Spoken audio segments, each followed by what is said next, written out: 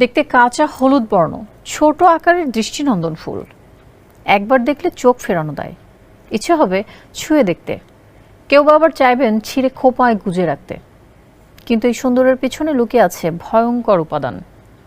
এই গাছের কাছে গেলেই শুরু হতে পারে গুরুতর শ্বাসকষ্ট, শরীরে পড়তে পারে ফোস্কা, হতে পারে র্যাশ।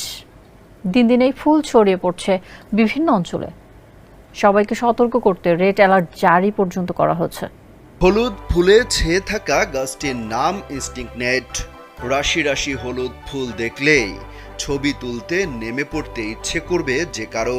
এক মুষ্টি তুলেও আনতে চাইবেন কেউ কেউ, কিন্তু ছুঁয়ে দেখা তো দূরের কথা, কোনোভাবেই এই ফুলের কাছেও যাওয়া যাবে না।